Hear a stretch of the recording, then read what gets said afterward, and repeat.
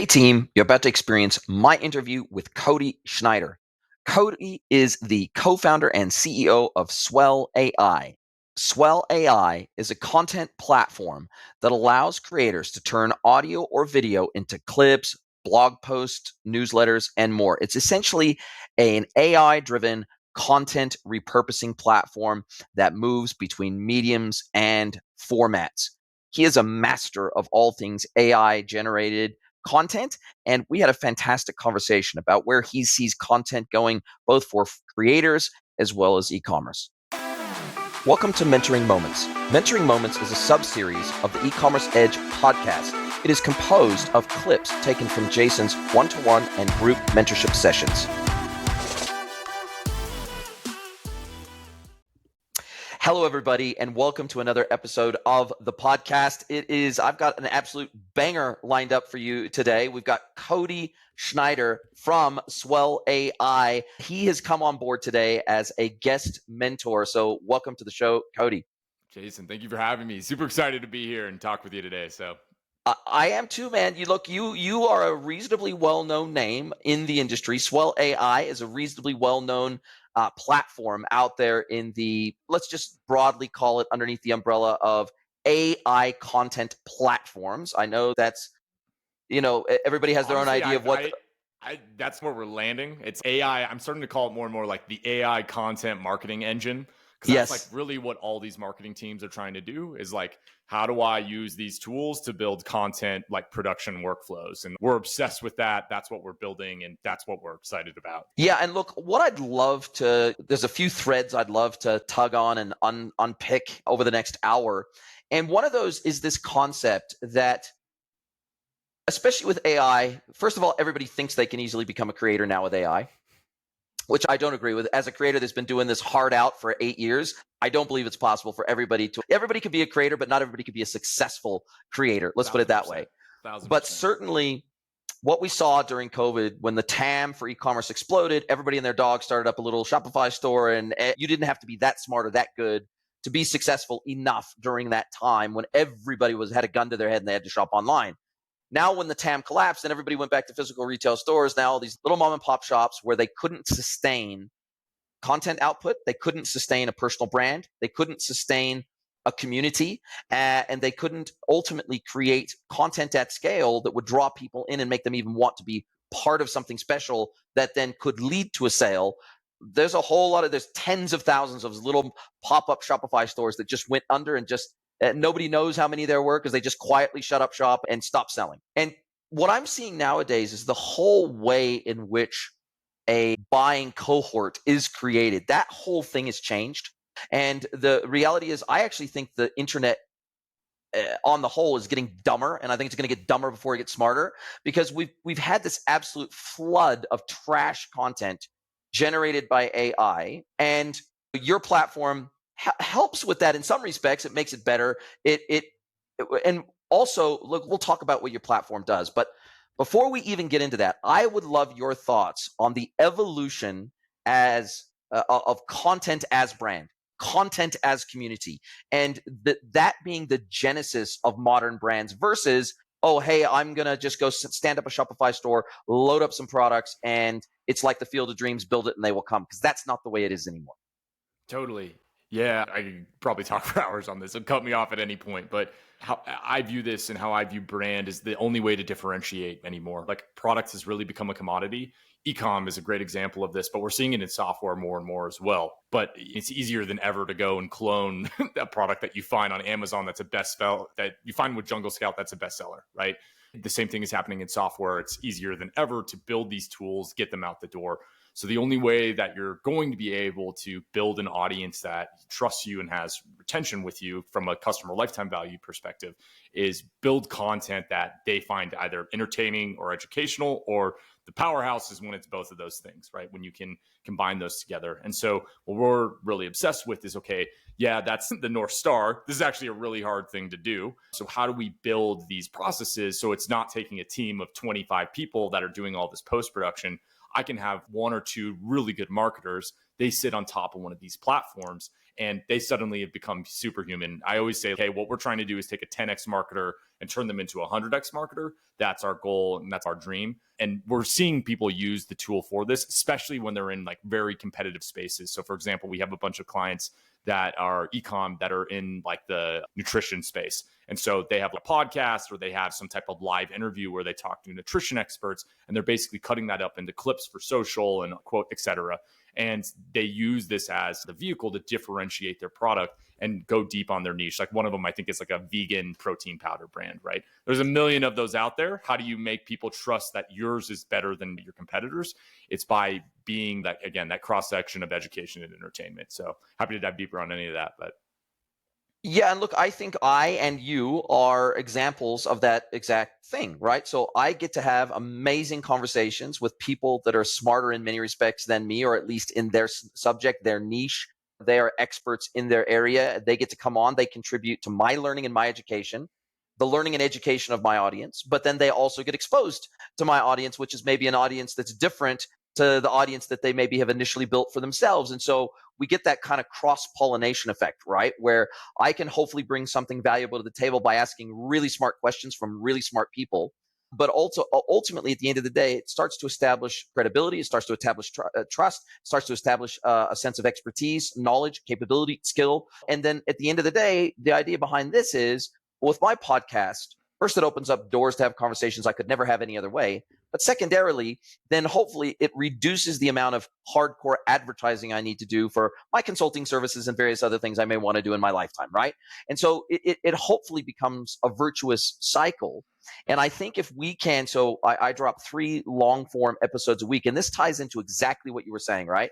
But I then turn that into a whole bunch of short clips using Opus Clip, and I put those out that point back to the long form versions of that content. Then I also take the long form YouTube videos and I convert those into blog articles, which get loaded onto my website with the video embedded at the bottom of the blog article if they want to see the whole entire video. So it becomes this virtual cycle of production. So long as you're creating some form of original pillar content that you can repurpose in multiple formats across multiple channels, then all of a sudden, then it doesn't feel so overwhelming. If I'm only out there to generate shorts, for example, and I need to create 4 or 5 of those a day, and they need to be independently, creatively unique, wow, that's going to wear me out really fast. But if I can take long form and I can use that across many different channels and formats, wow, that is significantly easier, isn't it?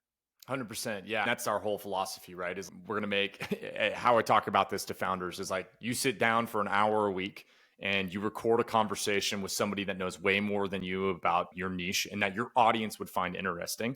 And that's all the mental energy that you basically have to expend on creating this initial source content. Then your team goes in, they chop this up into clips, they turn it into LinkedIn posts, into Twitter threads, into Instagram, like long form Instagram captions, any place your target customer is, you're repurposing that source material into that form that's most likely to go viral on that platform. And so I think that this is like the mind shift that I'm always trying to get people to think about is content is a treadmill. This is a marathon game. And so how do you do things that are sustainable? In my experience, and I've been doing in this type of work for 10 plus years, this is one of the easiest ways for you to create content on a regular basis, but also not have that burnout over the long term, which is highly likely if you're just, again, on this treadmill. And what I find additionally is that this is exactly the type of content that AI cannot create from scratch. So this free-form thought, this two-way conversation where I'm tapping into the zeitgeist of what's current in the community and happening in the world and taking into account current cultural memes and tropes and all the things that are happening in the world and bringing that, making that current in our conversation that then becomes a stream of thought between the two of us. Without that baseline of stream of thought consciousness from a human being, AI doesn't do a great job. It cannot create this type of content from scratch. It is fantastic at summarizing. It's fantastic at slicing and dicing it. It's fantastic at pulling out the sound bites that will make the best impact and the highest impact and be the highest ROI, but it's really bad at generating from nothing. And this is the thing I think that a lot of creators forget, that this type of free-form thought that we're having right now, this is actually going to become more valuable. The more AI crap that gets loaded onto the internet, the more valuable conversations like this become, because as of right now, AI can't create a from scratch video. Now, 2 or 3 years, that may no longer be the case, and it could probably look at all my content, all your content, and create agents on our behalf to have the conversation on our behalf. And that's a whole nother thing. And then live events, I think, become the preeminent form of content creation, because that's really hard to spoof. But I think that a lot of creators get stuck in this rut of needing to create specifically from multiple platforms and formats from scratch every single time. And I think that, like you said, you use the word unsustainable. And from what I've seen, that's where people drop off. That's where people do it for a month, do it for 2 months, do it for 6 months, but they just cannot keep up with it. And take it from someone who puts out 3 episodes, 3 podcasts per week, every week, and I do 100% of the recording, post-production, distribution myself. Like, without software, I wouldn't be able to do that. So I can have great conversations without software and AI to be able to help me slice and dice that in meaningful ways. Not a chance. Yeah, 1,000%. I want to pull on a string there too, like with this idea of most people have interacted with AI content at this point, like it's half of the internet now. And the biggest feedback that we always hear and see from people is it's terrible, right? Like it doesn't sound human. It's not interesting. It sounds like a bot. Yeah, exactly. And so when you break it down, like how is this content being generated? It makes sense that it sounds like this, right? It's like writing to the average of the bell curve. It's trained off of the general knowledge of the internet. And the general knowledge of the internet is pretty terrible. If you were just to think about it as what's an average TikTok or Instagram reel look like, it's pretty bad, right? Yeah. But it's still training on top of that. And so in contrast, when you give it this walled garden that it has to work from, but allow it to then use its general knowledge to pull information out of that, it's really powerful. And this is how we see people being the most effective with these tools, is saying, hey, here's my source information. Here's my source document. Now, I want you to create a blog post outline for this target keyword phrase. And it does that. And now write me a blog post based off of the source document and the outline that you just provided, and write it in the tones, write it in the brand voice that I just defined right here.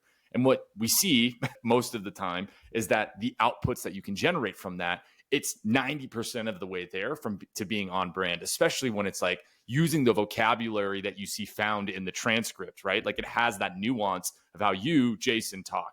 And so talking to founders, it's again, one of these aha moments when they're like, oh, of course I have this library of content that I'm I'm resurfacing all this content from. And then what we're starting to get really excited about is, okay, say you have 300 episodes of of your back catalog, your library. What if I can go over that entire back catalog and I can combine and pull out information? So say every time that Shopify help desks are mentioned, I can pull out all of those clips, and I can make a basically highlight reel that's talking about all of those moments that was mentioned. That's a new form of content that I can just automatically generate, which previously was impossible.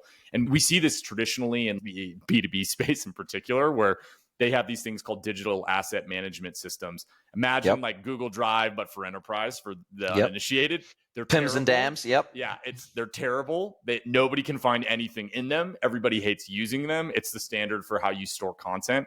So like how I'm imagining a new version of this, you're going to have this huge library of content. You could be a massive corporation, and all of this can be indexed in a way so that you can then just query a keyword that you're looking for. Again, just using that help desk keyword, find all that information across the entire organization. What does that do? When I think about this too, at the e-commerce scale, there's so much content that's being created. Like when you're doing photo shoots and video shoots, etc., you don't know where that media is, what's going on in it. If there's a way to go back to that catalog and resurface these things that happened years ago or other employees did before your current team was even present at the company, you now have this way to basically make your library of content work harder for you. And that it's just a greater ROI of that upfront investment. And it's a longer amortization of that upfront cost that you had to produce that content initially. And for me, it's probably at least, it takes me less than 1/10 roughly of the time if I'm using an AI tool. So I use an AI tool to convert my YouTube episodes to a blog article, for example. Now, it doesn't do it 100% perfect. I still have to go through it. I still have to make some final edits. Still have to make sure it sounds like me. I still have to make sure it's spelled names right. I still have to make sure it's spelled the name of companies right. I still have to do a little bit of tweaking. And then I have to do, when I paste that final thing into Squarespace. Then I have to do the formatting of the page. I have to make sure it looks good. I have to make sure the headings are right, that they're heading 1, 2, 3. I have to make sure and embed the video in the bottom of the article. But it would take me, and I've timed it, it takes me roughly, if I do it 100% from scratch and I do it myself, it takes me roughly 1 hour to do one episode and turn one episode into a blog article. It takes me roughly 7 minutes to do it with AI help. Now, I still have to finalize it, but it start to end using AI assistance, it takes me about 7 minutes. Now, that is a dramatic difference. 1 hour down to 7 minutes, dramatic difference. So I think what we're seeing here is AI still is probably quite a ways away from fully replacing the human, but AI augmented humans are going to beat standalone humans every single time, 100%. it seems. 1000%. And I think it's, again, getting down to, if you have a really good, say you have a marketing person on your team and they're excellent at whatever it is they do for your company. If you give them a tool that makes them whatever you just described, so it takes it down to 7 minutes, we'll say 80% faster at their job. Yes. Think about the output quantity that they're going to still be able to produce at the quality level that they have their own standards and expectations for. Like when you scale that up to now not just one person, but to a team of 10 people or 100 people, what does that do for these organizations? And I think that's the bigger trend that's happening here. There's this massive disruption opportunity for these companies that are like coming into these markets that are foundationally AI first companies. And I think this is going to happen like first in like social scheduling. We're already starting to see it. We're like, how is Buffer or a later.com going to compete when they're layering on some like tacky AI tool to their current platform? And in contrast, if you look at some of these new tools, like we have some friends building a company called Assembly Marketing, and like what they're doing, it's like AI first for social scheduling. And it's going to change. Like it's fundamentally a different product. Yes. And there's no way that these incumbents are going to be able to compete. So I think it's just something, again, it's like, the scary part with this for everybody is like, is this going to replace my job or bankrupt my company? That's always the question that we get. My constant response is like, if all these things take time to transition, it's like, depending on the industry, it's faster or slower. My suggestion for everyone is, hey, find something that's like, your team hates doing, as an example, that's 5% of their current day. Just automate that away with some type of AI tool. And then you expand that to 10% and then 20% and then 40% and then 80%. And suddenly you've just created this way more efficient organization. But it's these bite-sized pieces rather than just this massive overhaul of the company. We've watched people try to do these massive overhauls. They don't work.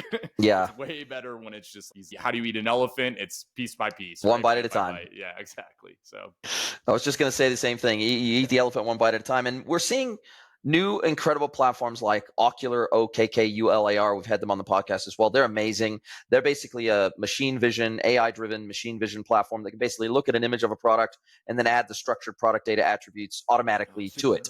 And so basically they can look at a blue polka dot dress and they'll say it's like mid-length, it's got a V-neck, it's blue polka dots, and they add all these structured product data attributes so that when you load that data into an e-commerce platform, for example, and I go to a category that's got 100 dresses in it and I want to filter down by polka dot or filter down by V-neck and mid-length, then boom, I can immediately start to facet and filter down to the products that actually match my desires and my wants and my needs.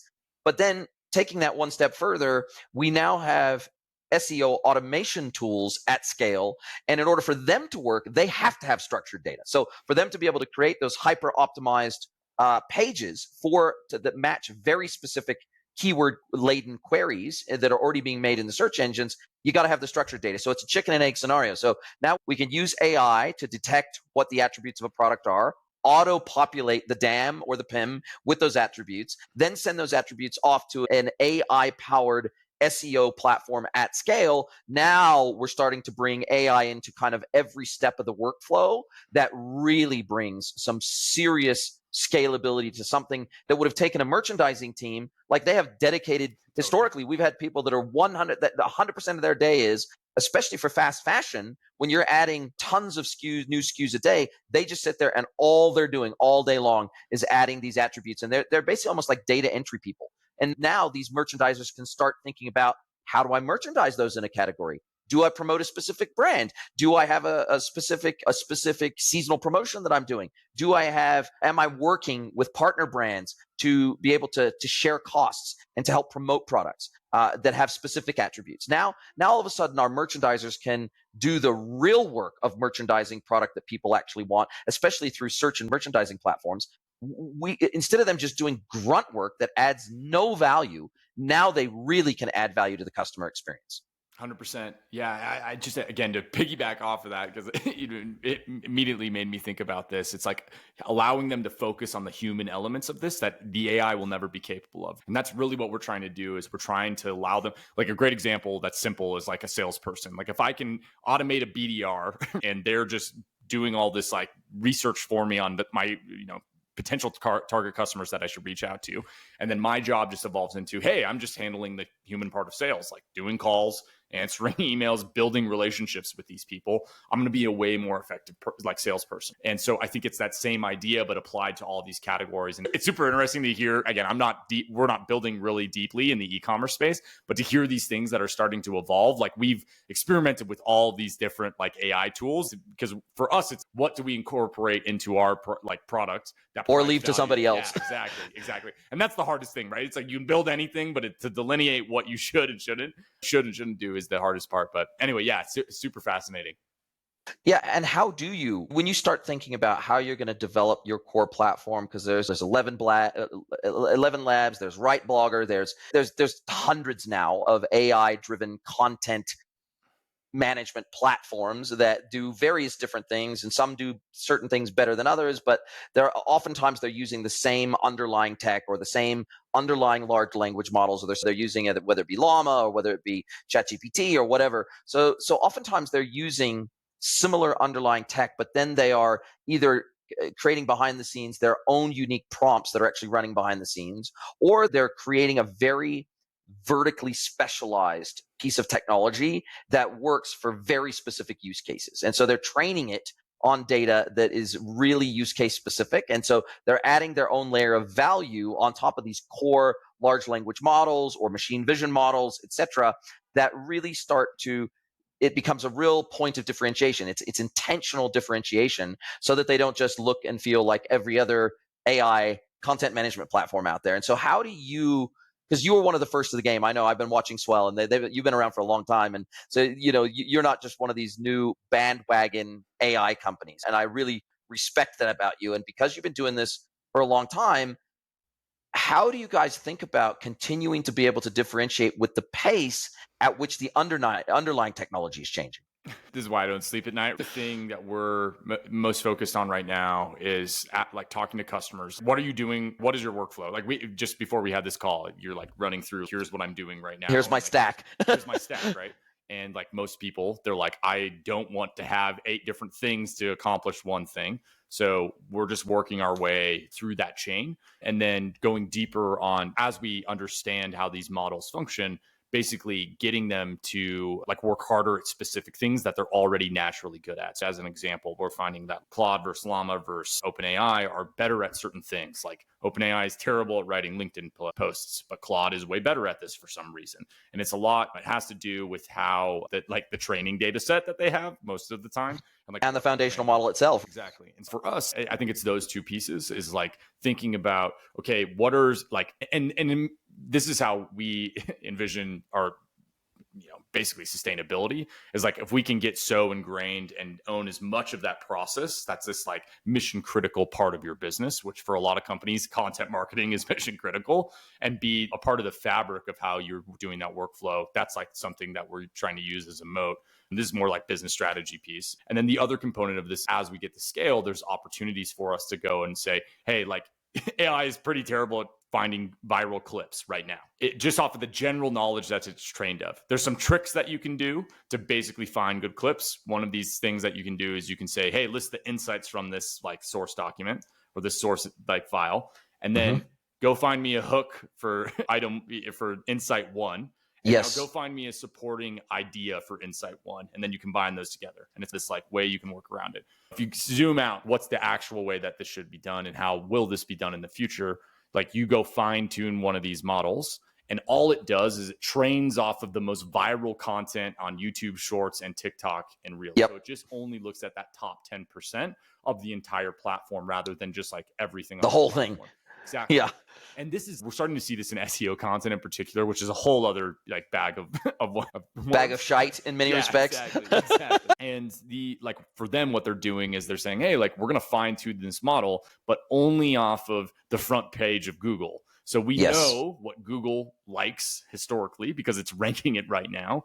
And we're going to then basically structure all of our future content based off of this. And this is another tactical thing that your audience can probably do tomorrow. Is if you have a target keyword that's super high value to your brand and say you're trying to write a blog post about it, if you go look at the front page of what's ranking currently and you use that as the source information for the article that you go and write, but you change it so that it's in your tone, style, and voice, and maybe you add some of your own information. Insights to it. Exactly. What you'll see is that if you have decent domain authority, you can oftentimes go to page 1 in 72 hours. Which is, I don't know how long that's going to last. There's so much turbulence right now within the organic traffic space. My background is in SEO. That's like where I started my career. So I'm over here just with my bucket of popcorn watching this go down. But with that said, though, I think it's an interesting insight to almost really just like reverse engineer like what is happening right now. And then just letting the AI determine what that structure is. And this is what it's very good at, right? It's very good at taking unstructured data and then structuring it for you. And so we're starting to do some beta testing with some authors that are like, hey, I have 300 interviews of people and I want to turn this into a book. And so it's like the first way that we're doing this is basically just like making like we're making an article about each of the sections. And then we take that synthesized information and then we find like which ones are similar. Like we have AI map, like, hey, article 1, 8, 20, and 50 are similar in style. So we're going to put that into its own context window and then write a chapter based off that. You could scale this up even further where it's okay with these larger context window LLMs that are starting to come out. You could have the entire transcript of every conversation in the context window of that. And you could say, hey, I want to write a book about this title. Here's the core ideas. Build me a book chapter outline. And it just takes that unstructured data, structures it into a potential output. And then from there, author can come in, they can change like what the titles of the chapters, et cetera. And then you could say, okay, now write this book based off of all of this that's in that context window above it. And hypothetically, you could just write this, 1,000-word book right then. And so what the thing I want to emphasize with this though, is that this isn't something new that we're doing, right? Like when you look at what an author does currently, it's that exact same process. We're just speeding it up. And it's the same, it's the same idea over and over again. What are you doing right now? How can I use one of these tools to augment that workflow? And again, just it's very simple. And it's so simple, it's deceptive, and it's one of those things. Yeah, I feel like your unique value prop or the unique value prop of any platform like yours, it feels like it's a combination of two things. It's curation and it's user experience. It's those two things. So you're curating because there's constantly, obviously, the latest version of Llama has been open sourced by Facebook just a couple of days ago. We've got the latest Gemini updates. We've got obviously the latest Claude updates. We've got Chat GPT-5 on the way. It's meant to be a game changer. And you, as you said, they all do things very similarly, but different enough that one large language model, and then of course we've got the open source competitors, right? And there's a whole laundry list of open source competitors out there, in addition to what Meta is releasing.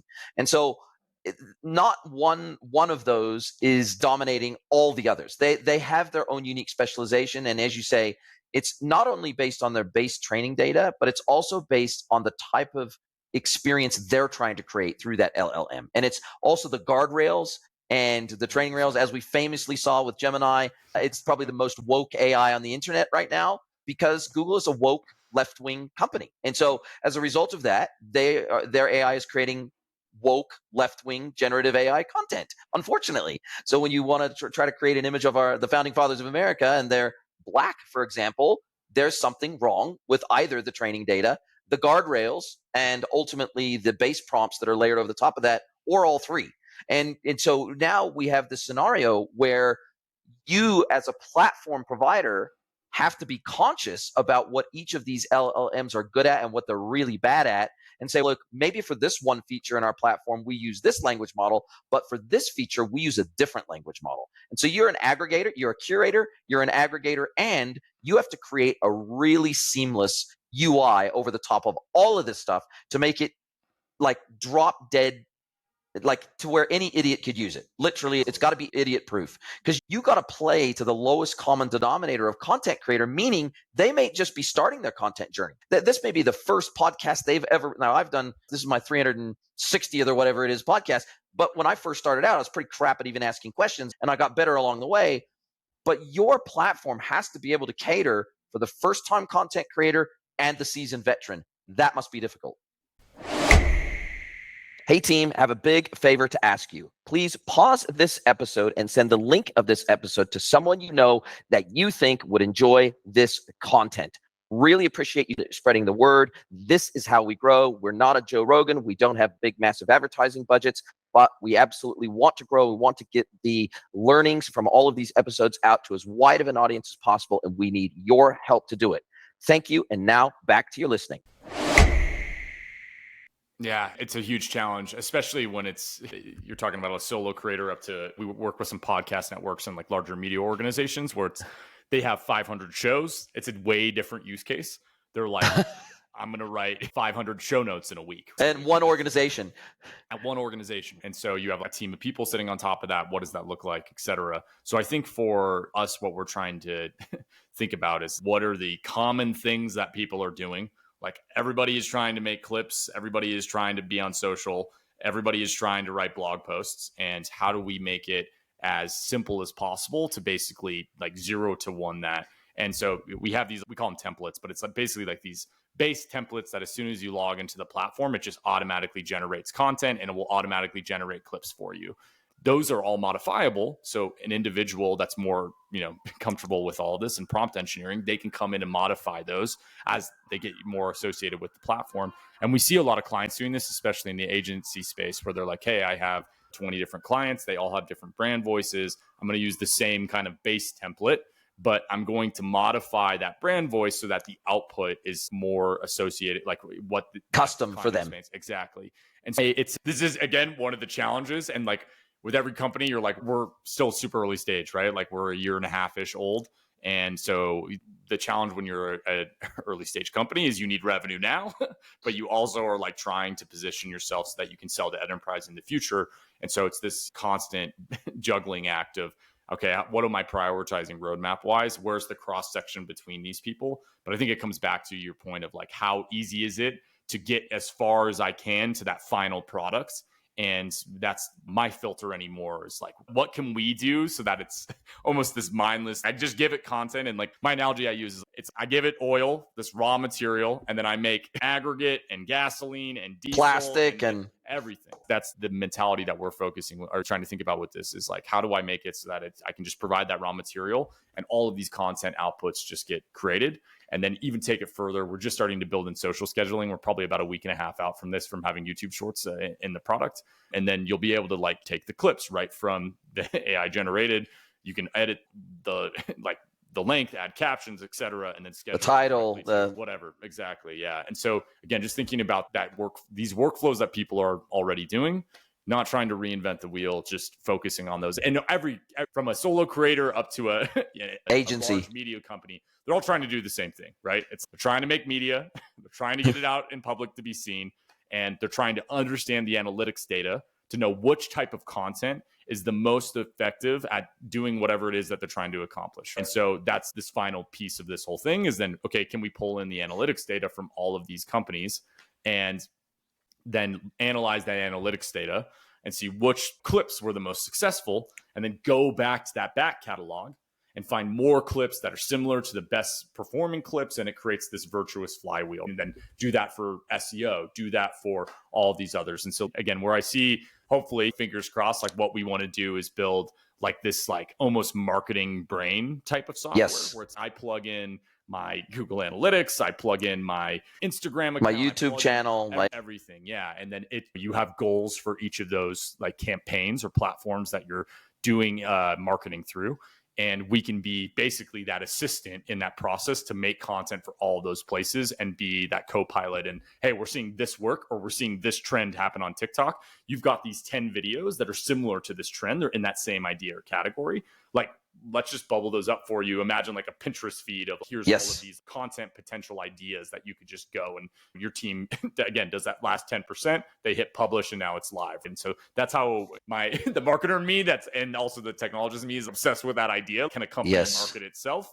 And I don't know the answer, but that is like a really interesting, like philosophical thing. And it strikes me that these one-trick pony platforms, and I'll put Opus Clip into that bucket, and there's a few others, and they're trying to expand what they do. And it feels like every one-trick pony platform is trying to land and expand and trying to do more things so that they become more sticky with their customers, just like you're trying to become more sticky with your customers by becoming more integral to the entire workflow instead of just one piece of the workflow.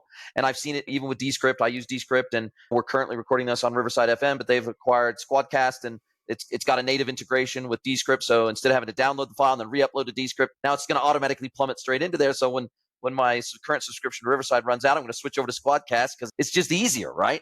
And so Descript continues to add functionality that makes my life as a creator easier. And it feels like it's easier for someone like Descript, who was already a very comprehensive platform to begin with. It feels like it's easy to add one or two little features that make them more valuable than it is for someone like Opus Clip to then try to expand their entire feature set to get to somewhere like where Descript already is. It feels like it's harder to go from one niche function to many than it is to go from many functions and then add one or two little things that make us more sticky over time. It feels you almost have to launch with a pretty decent suite of functionality to begin with nowadays, as of now. Maybe a year ago you didn't need to, but it feels like now these onesie, twosie, little tiny little narrow niche products nowadays don't have as much value. And creators are trying to centralize as many functions in one platform as possible. Is that what you're seeing too? Yeah, for sure. We called the Descript Squadcast acquisition like probably, I don't know, 18 months ago, like before like any of this was even, because we just saw what was happening, right? Like whoever owns the source media production, like the source file of the media, is going to be the most upstream from this. Yes. That was our opinion. And so for the general public, so really early on, we positioned ourselves for, hey, we're great for if you're an agency or you're a podcast network, you have multiple shows that you're managing. A lot of the times, all those clients are recording in different like tool sets. So it's like Riverside, Squadcast, Zoom, whatever. Google Meet, whatever. Exactly. And so then they need basically, it's imagine a triangle that's all these different things. They go to a central point and then it expands from there into new content. We're trying to be that central point. That was our initial thesis. More and more what we're realizing is there's no way that we could compete with a Descript. We just don't have the, like, when you look at the resources they have available just to build enterprise software, like a video editing software or like an Adobe, there's no way. So how we view it is, okay, what can we do that is like more capable? The limitations of these companies are so like they have these resources, but they also have lock-in with their client. Yes. They can't, it's like if Descript can't ship templating, like in the same way that we can within their application, they're not structured to be able to do that. And so that creates this opportunity for us, is because they have so much technical debt. We can go and basically build this other thing that's more capable to create these outputs. If you go and you prompt Descript on like within their little transcript editor, and it's like write podcast show notes, and it yeets out this random podcast show note. But it's very like hard to interact with. It's like it's not designed for that. Totally. And I can't have it repeat. I can't have it do a task or an activity consistently. And that's what every marketer is trying to do. That's worth their weight in salt. I'm trying to figure out a puzzle and then build a process and then do it over and over again indefinitely until it quits working. Yes. And so how we view this is that's the arbitrage and the opportunity for us is we're not going to be able to compete on maybe on the recording side. And this is something that we're like talking about, but because it's just become so cheap now, it allows for this, which is insane. You have like unlimited storage through like for video and audio recording. It's wild. But I think for our view on this is that we're not going to try to compete with an Adobe. We're not going to try to compete with a Descript. We're just going to try to do these things that would be very cumbersome for them to do because they have this technical debt. And that's our go-to-market strategy. Yeah, where Descript, for example, it's super easy for me to remove filler words, remove word gaps, and apply studio sound to get it to sound magical out of the gate. Like those three things alone remove so much time from the initial cut of the video edit. Just those three automations alone are phenomenal, even if you use it for nothing else. And so it feels like that's a very natural moat. Even though they've got technical debt, that feels like a very natural moat because that's such a time saver and it's such a pain in the ass saver that it feels like each one of their little incremental additions add so much value cumulatively to the whole platform. It feels like they're not in danger of being featureized out of existence. But you're right. I don't think they have any desire to do what you do either. Even if they could, I don't think that's what they see themselves at. They don't want to go out and say, look, we're now going to create blog articles and summaries and show notes and short clips. But I just think that it's like, again, like you have a little prompt window that's this big, and like the application, like it would have to be a whole other layer. What am I like I'm taking a transcript and I'm moving it over to this new location, and it just isn't. It doesn't make sense from a product standpoint. It's going to be hard to figure out as a product manager. Sorry, didn't mean to interject, but it's just, I think that's very interesting, and this is like ties back to what we were talking about with, because this base technology changes happened. There's so much disruption opportunity for these like Descript is a huge company. The fact that we even have people like talking, like using us for like clip generation is insane. Like it's absolutely crazy. Or just transcription. Like it's crazy. Yeah. There's so many tools that are out there for this, but you can, like, again, because it's this blue ocean, because there's so much change that's happening. And the analogy I keep using is it's like a snow globe, and you shake it up and you can move it now to make the snow fall in different places because there's like all of this kind of turbulence that happened. And that's the opportunity for any company that's building in this space, and for e-commerce sellers that are like, how do I capitalize on this? Like, you right now could build a 100,000 SKU website with a team of probably 10 people that really knew what they were doing. And you're using all these AI tools and pair together to basically do what it would take a whole team of merchandising people, like 200 staff members. Like, when you think about what that means as an opportunity standpoint, that's what I get so excited about as a founder, is like the companies we're going to see come out of this, out of this vintage of startups is going to be ridiculous. Anyway. I 100% agree. Now, one of the other things that's a real challenge still in this space that I see, and I'd like to do it tomorrow, I'd like to turn it on across my content. And I know many website owners would love to do it, and I know many content creators would do it, but it's still too expensive, is what HeyGen is doing with translation, right? Video translation and mouth sync and face sync to the translation layer. Way too expensive still. I've got 360 hour-long episodes already in my repertoire. I'd like to start up a new channel, a new podcast channel, both video and audio, that's in Spanish. And I'd like to translate all my previous episodes into Spanish and have the face sync and the whole 9 yards with the audio and the video and the whole 9 yards, and have two different voices for the two different speakers so that they sound different. And if I'm interviewing a female, it needs to be a female voice. If I'm interviewing a male, it needs to be a male voice, all that sort of stuff. And it feels like that technology is coming, but it feels like almost everyone is still using 11 Labs under the covers, and it's just too expensive. Like, I can do little tiny clips that are translated for a reasonable price, but to translate whole hour-long podcasts and to do it at scale, it's just not feasible for small creators unless you're a media company that's spending a lot of money on this. It's just not doable. Do you see that coming at a reasonable cost for smaller creators within the next, 12 to 24 months? For sure. What we see is typically every 12 months, like, you see a price cut of about like 1/5 to 1/10 of what it was previously. And this is just since we've been in this business, like, our unit economics get better and better with every 12 months. Why this is happening is because these models, basically, as they progress, they get more efficient. And as they train them further, they can basically make the size and the compute that's necessary to do the same tasks, like, just more cost effective.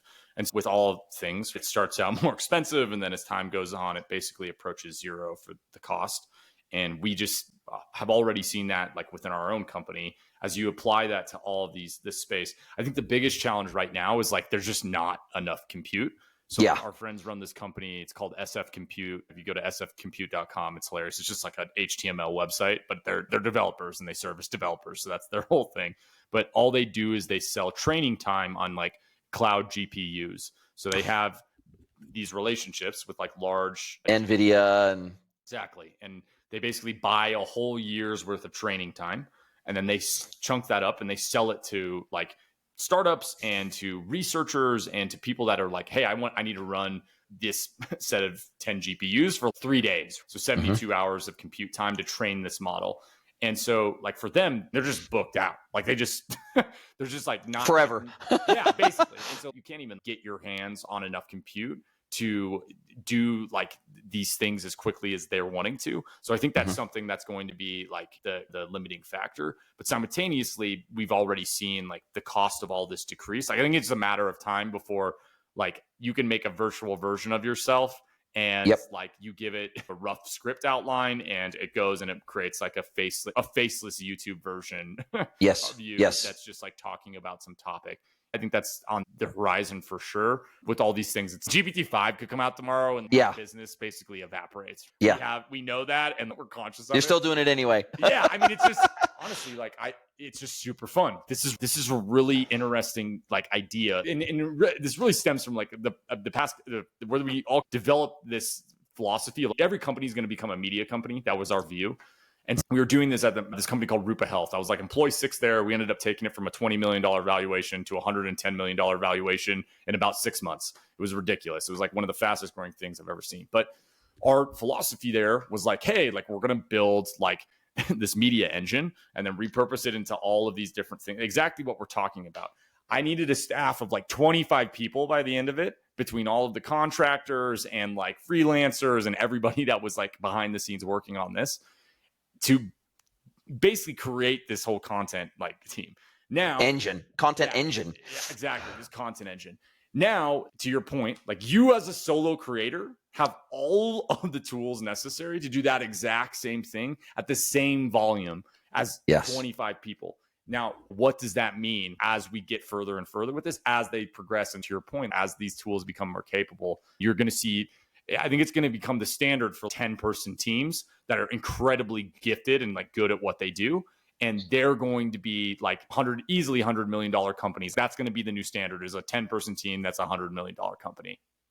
Yeah, and we're definitely going to see single-person unicorns. That's absolutely going to happen. There's no question 100%. about that. With Bubble and with no-code, low-code platforms for building apps, and I just feel like this is all coming. And to your point, I think we'll start to wrap things up on this topic, which is that bolting on AI onto existing platforms is really difficult to do. It's not that it can't be done, but the problem is that you're being outflanked pretty rapidly by AI native platforms, that they were always built from the ground up with AI at their core. So they have no tech debt, they have no legacy, they have no client base to alienate if they radically change their platform. And this is the key, right? It's that thing. And that's why I think platforms like Shopify, even with their chatbot and getting rid of their help desk and trying to replace that with technology, there's been some pushback against that, because they probably launched a lot of this stuff before it was really ready for prime time, but they were trying to cut down cost, make themselves more profitable, raise their share price, as they have a responsibility to do. So there's a lot of momentum inside these very large organizations that just means it opens up a gap, as I see it, for platforms and technology and people like you who are faster, nimbler, and don't have any tech debt. And really, you've got such a small customer base in the grand scheme of things that if you have to radically change your platform tomorrow, okay, maybe that's what your customer even expects, to be able to keep up with the market. And so you've set the standard, you've set the expectation very early on. We're going to follow this path wherever it leads. And even if the new technology puts one of our old pieces of technology out of business, well, that's okay, because we'll jump on board the new train. And so I guess it's this concept of being able to be super nimble as a tech company nowadays. Like, I think nimbleness wins nowadays, and you just cannot get stuck in a rut as a technology, can you? I think that, and like this other thing I want to pull out from what you just said is, I think a very important thing to remember. These companies, like the economics are misaligned for them to turn into an AI company as well? Like, why are they bolting this on? So if you look at like later.com, I've used Later as a customer, like I've used it for 10 plus years probably, or since its origin. So they added an AI feature, but it's like an $8.99 a month price bump. And as like, if you're thinking about like, why is that? First off, they have a responsibility to, as a CEO or their CFO, et cetera, to increase the revenues for the company. So they're like, cool, I'm just going to like nickel and dime my user. And the user is, what do you mean I can't use this? Like, this other tool is cheaper than you, and it also has this AI functionality built into it, and it feels native, not just this like random thing on top of it. So I think that's the other component that you have like this advantage over when you're in these early stage companies, is that you also don't have the economic, like political baggage that comes with these large organizations. Like, they're not going to chop off their legs so that they can become faster. What, you know, that's a terrible way to describe this. But yeah, no, but I get it. Yeah. That idea, like, they can't do that. They can't do short-term losses for long-term gains. And so that, again, creates this opportunity. So you have those two forces that are in your favor. You have that technical debt, and you have that like economic, internal political. The innovator's dilemma, the classic innovator's dilemma, which is what Google is facing right now, which is why I think I'm like, they're just dropping the bag, man. I'm over here and I'm like, please, somebody get the stretcher, carry them out. Help, SOS. It's burning on the beach. It's wild to watch it happen in real time. It is, and yet you see somebody as big as, we know it can be done, because you see somebody as big as Meta that was pouring billions of dollars a quarter into VR and AR, and then they pivoted on a dime and said, no, we're now going to go all in on AI instead. And man, they've successfully done the pivot. They're crushing it. It's phenomenal. You got to give Zuck credit for willing to be Zuck willing. Just got so cool. I feel like he was like building up to it, and after this most recent, like the Photoshop version of him with the beard went viral. Yeah. And after that moment, people were like, "All right, he's pretty cool. Like he's moved into that like." The coolest out of the billionaires that are leading these companies. So and he got yoked up and started doing jujitsu, and 100%, wow. 100%. I was like, damn, I gotta hide my girlfriend after that photo. Like, anyway.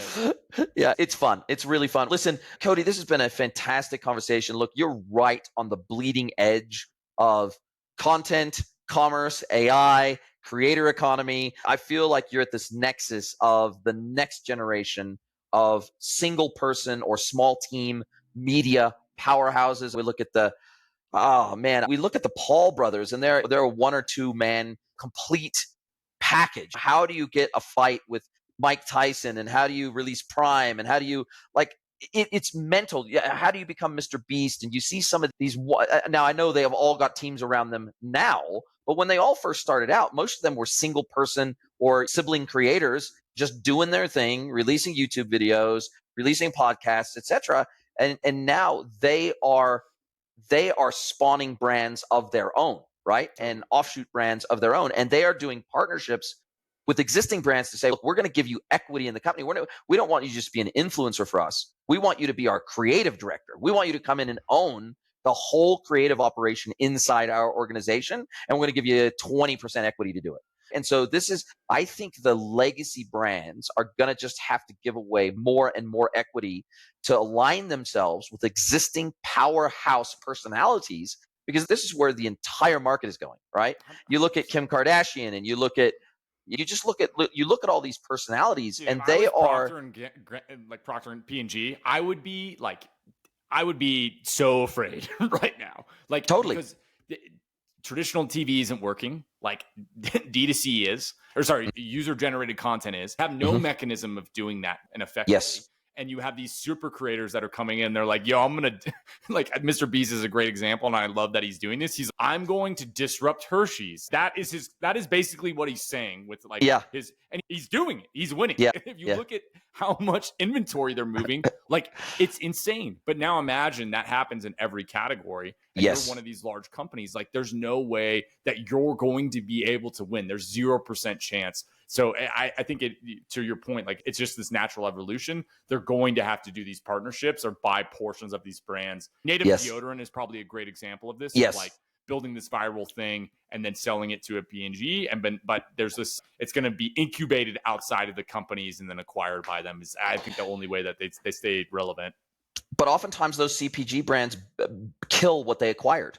We look at Dollar Shave Club. We look at a ton of these D2C brands that were founder-led, creator-led, and then they get acquired by these behemoths, and it extinguishes what made the brand special in the first place, and they don't allow them to continue to operate as an independent unit of the company, and it gets absorbed into the Borg, and unfortunately the Borg is slow, fat, and irrelevant. That's the problem. And so this is the challenge I think that these big brands have. But listen, Cody, this has been a fantastic conversation. An hour has absolutely screamed by. You're clearly at the forefront of this coming AI revolution. It's really awesome to watch as an outsider looking in, and I'm really excited to see what you guys do next over at SwellAI. But we're now at the time when I get to flip the script. I get to hand the microphone over to my guest, let them ask me one question, any question they like. So, Cody SCHNEIDER from SwellAI, what is your question for me today? I'm curious to get your thought. You probably see these tools constantly. What are the things that you're seeing people make mistakes on that are just obvious to you from your vantage point? Like, you have a ton of experience within this e-com space. I'm always just like wondering from your vantage point, my vantage point. Exactly. What is that? What, like, you probably come in touch with 20 of these different companies on a daily basis at this point. What are the things that they're getting wrong? And what are the things that are obvious to you that aren't obvious to them? I think that would be something that I would love to learn about.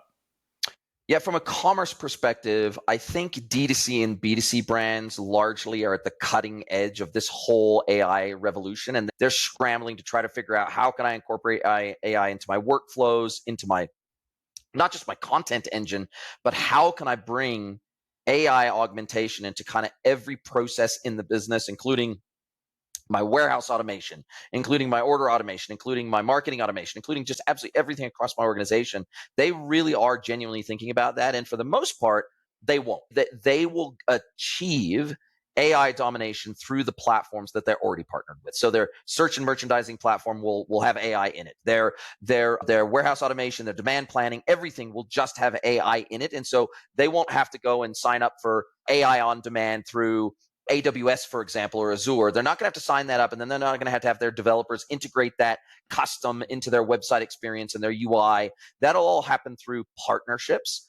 But what I think is they are so far ahead of the curve versus B2B brands. So not only do most B2B brands still not do B2B e-commerce yet, but they oftentimes don't even have marketing teams at all. They've got sales teams and they got field sales reps, and they got BDRs, they got sales engineers, they've got SDRs, they've got the whole sales layer, but they don't oftentimes have a proper marketing org or marketing department within the business.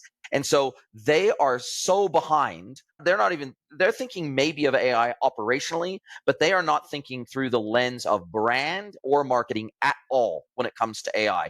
And so they're not even making content at scale to repurpose to begin with. So totally. I think that where the biggest opportunity lies for digital transformation of the marketing department is in B2B brands, because they're already behind from a digital perspective, but they're way behind from a marketing perspective.